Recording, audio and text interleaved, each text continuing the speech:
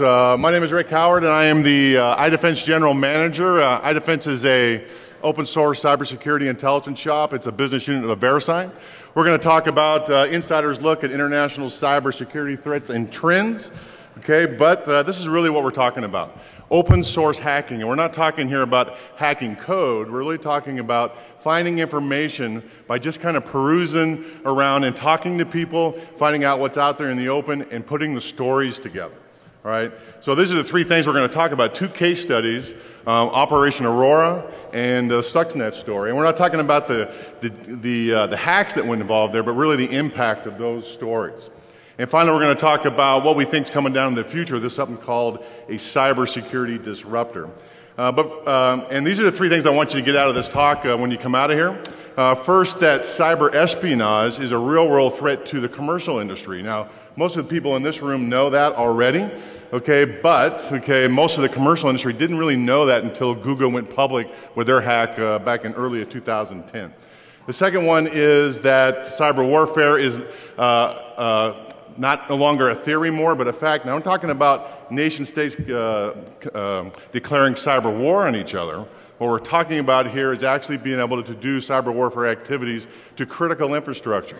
All right, we'll talk about that. And finally, we'll say some new technologies, ideas, policies coming down the pipe that are going to make us change, fundamentally change, how we protect the enterprise going forward. All right, before I get into this, I know this is a fairly technical audience, but I also know there's a bunch of government folks in here and some lawyers, so I want to get a feel for how technical the crew is. So show of hands here, how many people have one of these phones on their pocket right now? Okay, how many have two? All right, how many have three? Okay, the real geeks of the crowd right over here, okay. All right, how many have this phone? Raise your hand, okay.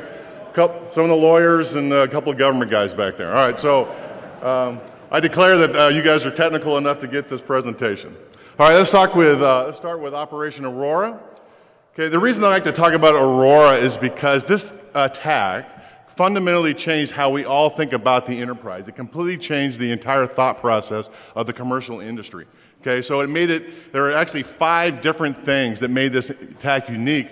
There's been a bunch of attacks after this that kind of go along with it, but this was the first one that caused everything to change. And the first one is that Google went public with the information. Can you imagine any other commercial organization doing that? All right, that has never, ever happened before. All right, and they went public who they thought it was. They said the Chinese government went after them. Okay, that's never happened before in a public forum. So that made it kind of scary. It made the whole operation a little bit different. Okay, and before Google went public with this, most commercial companies thought if they went public with this kind of information, their reputation would be damaged in some form. Okay, when Google went public and said, you know, it was about 20 companies were hit by this attack, defense contractors, information technology companies, banks, chemical companies, and then that's what they pretty much smashed the entire paradigm about how you report this kind of thing. In fact, Google's reputation went up. If you remember, everybody thought they were the bee's knees when they went public with that information. And they got support not only from the private sector, but from the government sector. Okay, so this has never, ever happened before, and it caused us to change how we think about the business. All right, the second reason was the U.S. government support. Secretary Clinton came out immediately after Google went public and gave them public support and said, we think Google's right, and we think China's behind the attacks. Okay, now, the government's known about these kind of attacks for a decade, even over a decade at this point. They've had really cool code names like Moonlight Maze and Titan Rain to talk about cyber espionage attacks that basically the bad guys come in, collect all your information, and bring them back to some nation state for further analysis. Okay? In fact, other countries besides the U.S. have outed China before, like Chancellor Merkel, but never for a specific attack. Just sort of a general, we know you're doing it, we want you to stop kind of a thing. Okay, but the Secretary Clinton on this attack said, we think China did it and we want them to stop. All right, she actually, in 2 public forums, okay, said, we think you guys did it and we want some answers from you in 2 different times. Okay, she's pretty much picking a fight with them. All right, she's actually traveling through Asia while this whole thing was going down. All right, and she met with her counterpart for China, and after a 3-hour-long session, they came out and said, this quote, and I like it. Anytime two politicians come out and say they had a very open, candid conversation about something, that means that conversation was tense. That's what I'm thinking. Okay. Number 3. Okay, Google asked the NSA to come in and help them. Okay, think about that, all right? Well, I got a couple chuckles over here, right? Yes, Google asked the NSA to come in and help them. Now, to be clear, the NSA came in and helped them with security expertise and how to defend the perimeter and best practices and those kind of things. There was no intelligence gathering about that, all right? But the program was so successful that the NSA formalized it into something called Perfect Citizen. All right, that means that any U.S. company that has trouble trying to secure their perimeters, they can call the NSA in and they will send Raytheon contractors out to help them figure this out. So they do vulnerability assessments and capabilities research. All right, so that's something that's never, ever happened before and something that makes it very unique to this kind of an attack. Number 4.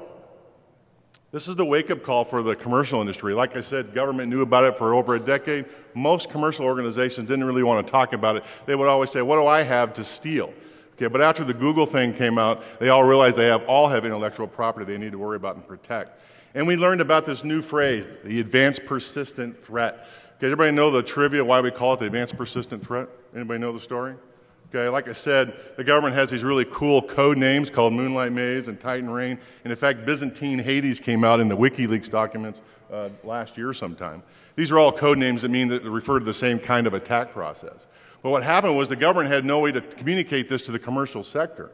So they had to have another phrase they could use to do that. So some very smart Air Force major said, you know what, we're going to start calling it the advanced persistent threat. And that's why that term got coined. All right, so that's why it is a new buzz phrase for our entire industry. I call it cyber espionage, okay? That's what it is, all right? It is bad guys coming into your network, stealing your secrets, and trying to do something with them later on down the road. In fact, it's such a big deal that APT was unheard of before the Google attacks in 2010, but by the end of 2010, security leadership in big companies were saying APT was their most worried about threat in their company. Which brings us to 5. Maybe actor attribution isn't as hard as we always have thought it was. Now, it is hard to figure out who it is, and I do not know who did the attacks against Google. Okay, nobody knows that in the public forums, okay? But maybe it's not impossible to figure this stuff out. You got to think that if someone as high as Secretary Clinton is outing China in public forums, that her confidence was pretty high that she knew who did it. All right? Now, I'm not saying she did know how to do it, and she may have had some other political levers she wanted to pull, but I'm just saying confidence must have been fairly high for her to make that come true. She pretty much triple dog dared them to do something about it. All right, so maybe actor attribution is hard, but maybe it's not impossible. All right, so the 5 things that made the Google attacks really a game changer for our industry is that Google went public. No commercial organization would like to do that. The U.S. government publicly backed Google in their affirmations. The NSA and Google formed a partnership which became a formal program. Okay, and the commercial industry probably woke up and said, you know what, this advanced persistent threat stuff is real and we need to do something about it. And finally, maybe actor attribution isn't as hard as we originally thought. All right, so that's all about cyber espionage and how the commercial industry has really come to terms with this new kind of threat. Let's move over to Stuxnet. Everybody knows about Stuxnet. It's been in the news for the last year or so, but let's just kind of go through the timeline a little bit. All right, so this is back in June of 2010, an antivirus company called Virus Blockada. All right, now Virus Blockada is a Belarusian antivirus company, and that is the best name for an antivirus company ever. Come on, if you're going to name something, I would call it Virus Blockada. Come on, that's funny. That's what I thought. Okay. So they come out in June of 2010, and they say there's a new piece of malcode out there called Stuxnet that targets Siemens Industrial Control Systems. And these are the SCADA systems that we've all been talking about for the past decade. We've all known in this room that the SCADA systems are insecure. All right, so finally someone did something in the real world to prove it. This is supervisory control and data acquisition systems. All right, and if time moves forward a little bit, into September of 2010, the security community, that's you people in here, started to say, you know what, looks like this might have been a nation-state attack. Okay, this wasn't a bunch of hackers in the basement doing this. This is somebody that had resources, and they were trying to get something accomplished. All right, and in fact, they were targeting the Natanz power plant inside Iran. All right, and the reason is Natanz produces enriched uranium, and it looked like the people that launched these attacks were trying to degrade their ability to do that. And the reason is, if you take a look at Symantec, Symantec did the bulk of the work on this, on pulling this Malco apart, and they really hit the ball out of the park for this. So those guys that did that, my hat is off to them. This is a chart from their dossier on what happened with Stuxnet. And it's hard to read, but let me just tell you what it means. They show that Stuxnet kind of floated around the entire world, but the bulk of it ended up inside Iran. That pink circle there and that darker red, that is Iran. 60% of Stuxnet infections were inside of that country. So maybe it was targeted attack inside of Iran. Now, these two, Symantec and partnering with Institute for Science and International Security, said, this is how we think they got the Stuxnet into the power plant inside of Iran, because the power plant was not connected to the internet. Now, there's been rumors on the internet that some bad guys or the attackers dropped USB sticks all around, and that's how they got floated in.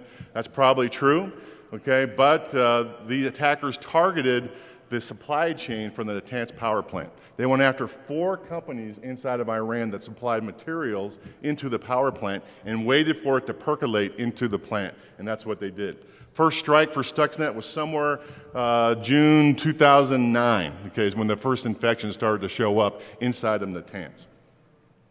Now, the UN likes to watch Natanz because they're very worried that Iran is trying to produce an atomic bomb there.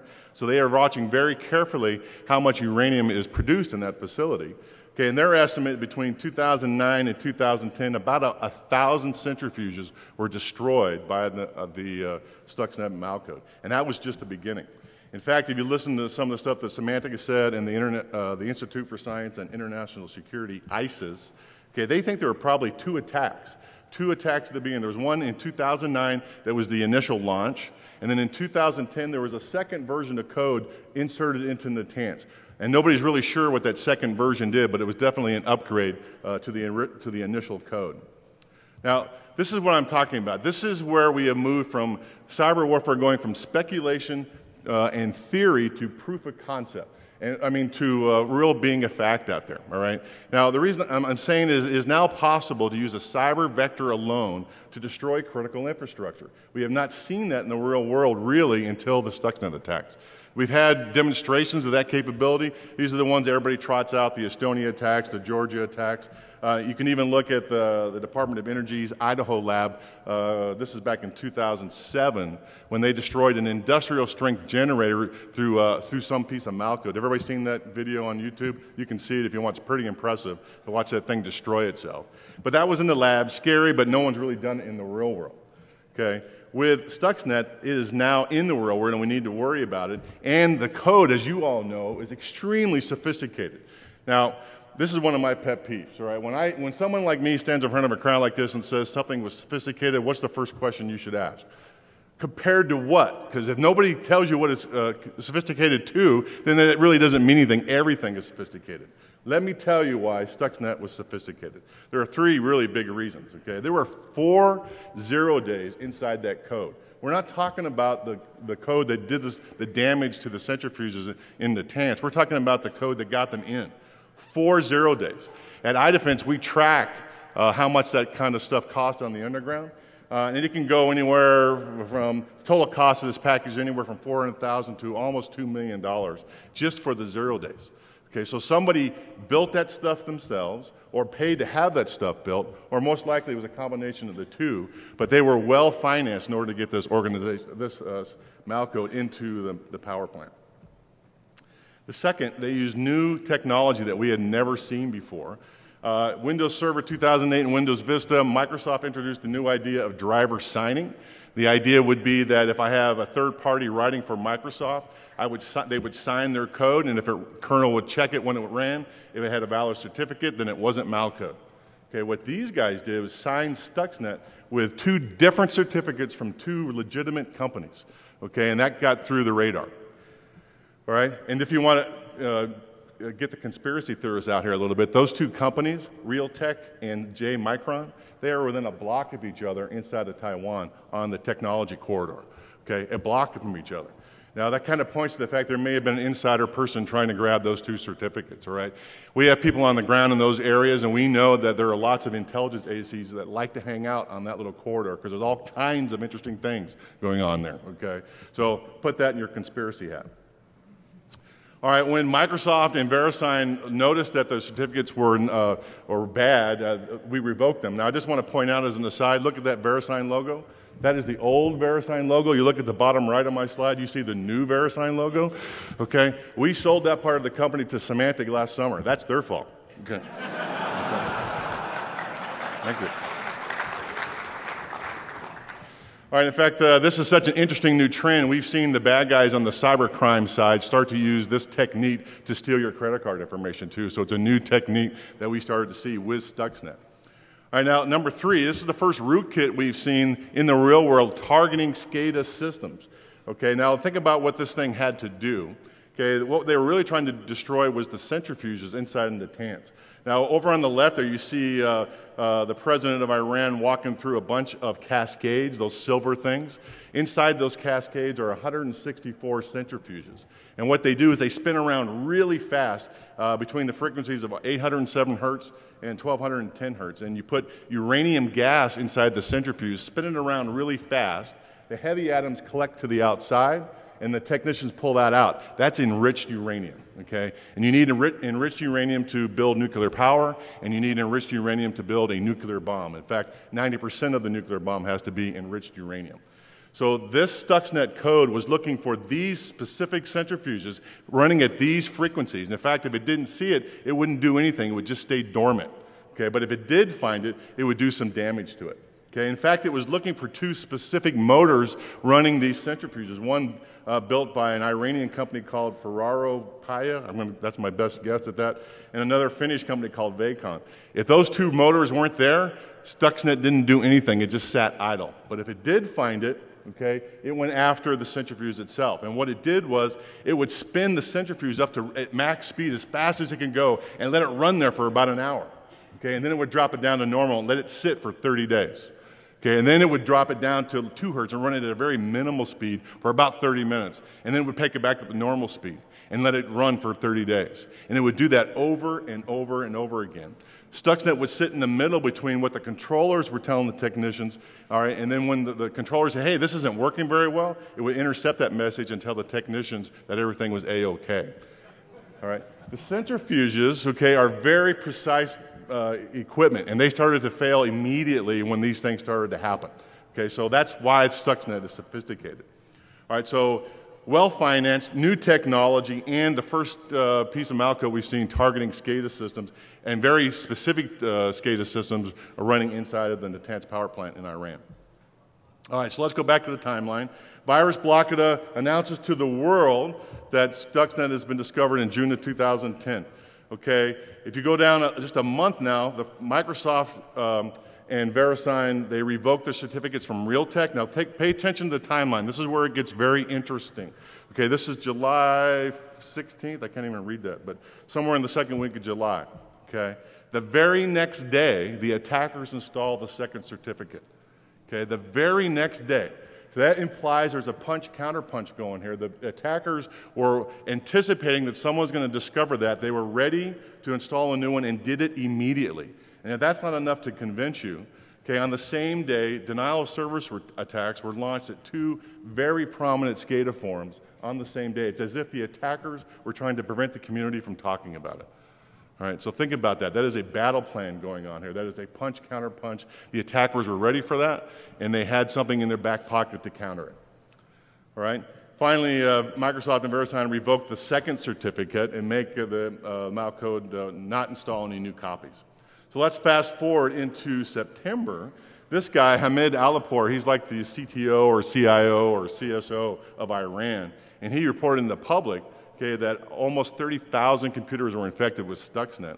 And the UN watchdogs reported that at least half the centrifuges in the Natanz power plant were idle. That's half of 9,000 centrifuges. Okay, so Stuxnet was having its effect. All right, so fast forward into November, and this is where it gets very interesting. The technicians inside the Natanz power plant, they shut the system down for over 10 days, presumably to get rid of Stuxnet off the network. So they turn it back on after a week, and then hold your hat. This is where the conspiracy nuts come out of the woodwork here, okay? Because this is the next step, okay, in preventing Iran from producing enriched uranium. They assassinate, or at least try to assassinate, 2 scientists in Iran. These two scientists were coming to work in the morning. Okay, motorcycles pulled up alongside their car, attached bombs to their car, and blew them up. Okay, the first guy, he's dead. Okay, the second guy in critical condition, all right, and managed to survive, and he eventually takes over the program later. So think about what this means, though. All right, the attackers' goal was to stop uranium enrichment going on in the Natanz. They threw cyber vector in there with Stuxnet, were able to damage it for a while, slow it down. When the Iranians shut down the net and took it off the network, they went to the next step and started going after their personnel.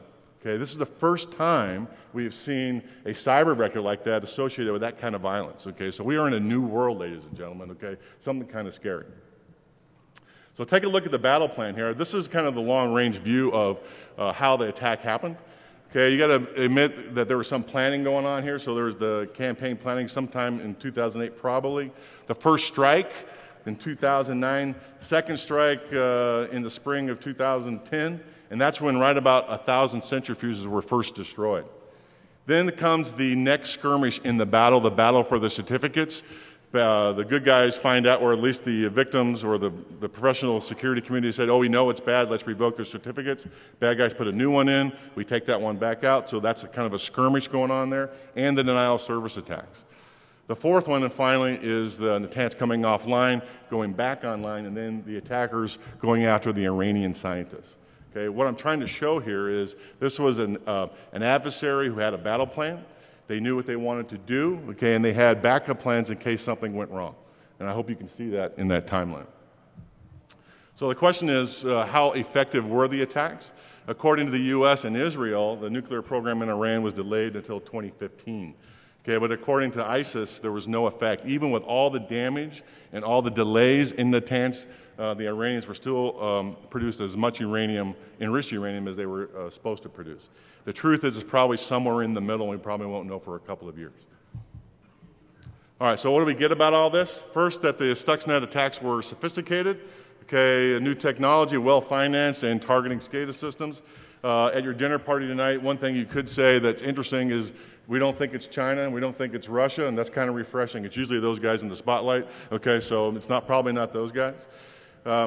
But the real thing you want to get out of this is that cyber war has moved from theory to fact. It is now possible to destroy critical infrastructure with nothing but a cyber vector alone. So we are in a new ballgame. Okay. Ooh, dead silence. You guys okay out there? Okay, good. Let's move over to cybersecurity disruptors, all right? So what is a cybersecurity disruptor? Well, this guy, Clayton Christensen, he wrote this book called The Innovator's Dilemma in 1997, and it's about business disruptors. His theory was that there are new things coming down the pipe that fundamentally changes a business, what that thing is some new innovation that nobody anticipated. Okay, and what happens is it makes the entire community have to change how they run their business. Okay, and what happens during this process is some businesses that are not ready for the change, they fail because they aren't fast enough to pick up the pace. So they don't catch the wave and fast enough to make the change. All right? So these are new business catalysts, and these aren't slight improvements to technology, but radical new changes in how we do it. Now, any math geeks in the world, in the audience? Math geeks, come on. Okay, what is that symbol? That's a radical. Come on, that's my joke for the day. Radical, okay, forget it. All right, now these new technologies, they are really niche when they first come out, okay, but over time they build momentum, and the best practices that we've had in place wither and die as these new things take their place. Now the example that Christensen uses is the reduction of hard drive size from the 1960s to the 1990s. The one I'm going to talk about here is the battle for the 5.25-inch disk and the 8-inch disk. Anybody old enough in the room to remember the first IBM PC marketing campaign? Okay.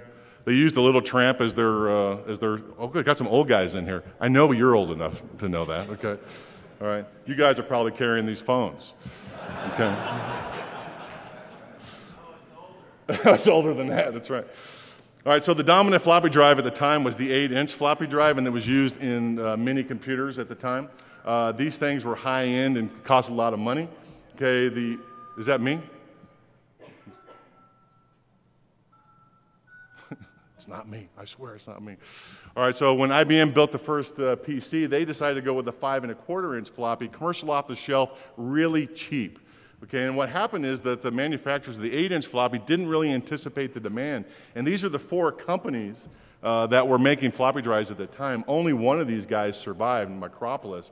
And according to Christensen, they only survived through Herculean efforts by the management team to turn their plants around to start producing 5¼ inch floppies. So that's what a business disruptor is, new innovation that comes out that completely changes the business. Like, again, not slight improvements, but radical changes in innovation that make everybody change. All right, so that's what a business disruptor is. At iDefense, we think there are cybersecurity disruptors, new ideas, policies, technology, events coming down the pipe that are going to fundamentally make us change how we protect our environments. These are cybersecurity catalysts, and we're expecting 5 to 10 years down the road for these kinds of things. Again, now this is the important part about a cybersecurity disruptor. Okay, these aren't just new ideas or things. These are things that are going to make us change how we do our business. So unless they make us change, they don't count as a cybersecurity disruptor. All right, so iDefense have identified up 10 of these things, and these are them. We're going to talk about a couple of them in this pitch. All right, now the thing you have to remember about cybersecurity disruptors, you think of them in terms of a triple. Okay, you got to worry about what the concept is. So the concept might be the mobile platform. Okay, the impact is, what does that do to your enterprise by instituting something like a mobile platform in your environment? And finally, the last part of the triple is, how's it going to make you change your security posture? So that's what a triple is. Is that really me? Oh, they're doing VoIP. Okay. I was going to say, I am an expert butt dialer, by the way. Okay. Sorry, I know, I went too far on that, okay. All right, so consider this timeline. Okay, at the far end is the event horizon 2020, 10 years out is about as far as we want to go predicting these kinds of things. 2005 is really where our best practices are. Okay, these are the things we all have in place in our environments to protect our enterprises. These are things like firewalls, intrusion detection systems, and antivirus stuff.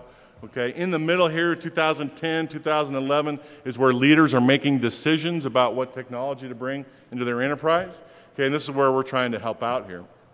The thing to remember is that there are going to be early adopters of these cybersecurity disruptors. Okay, these are folks that have realized that this technology may not be ready for their environment. There's going to be lots of bumps and bruises as you install it, but they feel there's a need and they need to have it already. So there's going to be early adopters. All right, I'm not going to talk about all 10 because that would take the next 5 hours. We're only going to talk about 3 of these things. Remember, we're going to talk about triples, and I'm going to tell you about when we expect to see them and if there are any early adopters.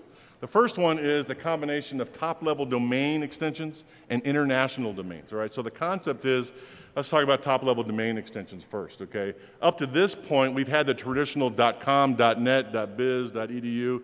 In about a year or so, you're going to start to see a bunch more. Okay, if you have enough money, you can have your own top-level domain. It could be a .ric, or it can be a .defcon, or it can be a .I don't care. It doesn't matter. If you have enough money, and they're going to be expensive, okay, there's going to be these new names out there that we're going to have to contend with. And coupled with that is this idea of international domains.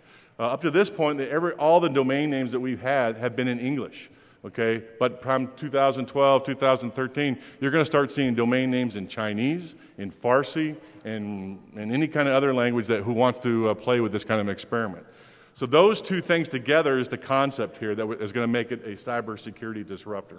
The impact here is, this is just one of them probably for this combination, is that blacklists are going to be unmanageable at the enterprise because you're just not going to want to mess with this anymore. You're not going to have the wherewithal to deal with it. So the change in your environment, we're going to start to see companies outsource their blacklist capability to cloud computing folks. Okay, so that's what we expect to see. All right, probably you're going to start to see these services merge inside your enterprise by 2015. And this year and last year, ICANN has authorized these two things from happening, the top-level domain extensions and the international domains. They keep pushing the line back a little bit, but expect to see it in 2013 by the latest, I think. All right, let's talk about, where am I at here? Oh, IPv6 and domain name, the DNSSEC extensions. That's what this is, all right? So that's the concept. DNSSEC extension, you've been to any of the Kaminsky talks, you know that that's coming down the pipe.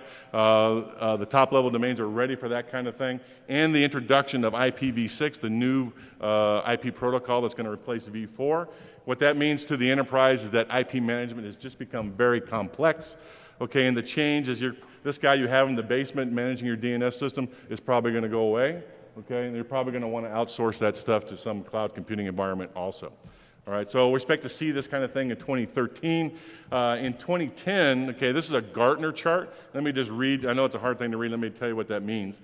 The green line is the size of the internet. The blue line is the size of the IPv4 pool. And the the red line is the V6 deployment. Gartner predicted that it would be 2 to 5 years. This is in 2010 now. They predicted we had 2 to 5 years before we ran out of V4 space. That happened last year. There are no more V4 addresses. Okay, so for the next couple of years, there's going to be sort of a black market as companies sell their V4 space that they're not using. But eventually, we're going to run into V6, and we're going to have to manage it. Okay. All right, next is APT. I talked about the APT with Google. That's the concept. Okay, the impact is, and I think this is what the commercial industry has really figured out, okay, that their intellectual property is seriously at risk and we need to do something about it. And the change for their environment is I think data loss prevention systems are going to start being installed by the number, okay, through the enterprises. We're going to start seeing that around 2013. This is going to be best practices. There are early adopters now. People are deploying this technology right now, but they're getting scarred by it because it's very complicated and very expensive, but they're learning the lessons for all of us as we start to do this ourselves. Okay, and we talked about Google in 2010 and why that was important. All right, so that's cybersecurity disruptors. Let me just put all of them on the timeline here just so you guys can see them. This is where we think they're going to be in the next 10 years. And this is where the early adopters are. Real quick. All right, so let me just recap what a cybersecurity disruptor is. New ideas, technologies are going to make you fundamentally change your enterprise. And I talked about 3 of them here. All right, so I'm at the end. Let me recap a little bit. These are the 3 things I want you to get out of that. The commercial industry should have awoken by now that cyber espionage is a real threat, that cyber warfare is real, not that nations have declared cyber war on each other, that it is possible to destroy physical stuff in the world with a cyber vector alone. And there are new things coming down the pipe that are going to make you change how you do your business. Let me just finish up. We've written a bunch of books about defense. Please buy them. I have to put my daughters through college. All right. And if you want any more detailed information about some of the stuff I talked about here, that white paper down on the bottom right, I will gladly give it to you. Just email me or come see me afterwards, and I will gladly get you a copy. So that's it. Thank you very much, and we're done here.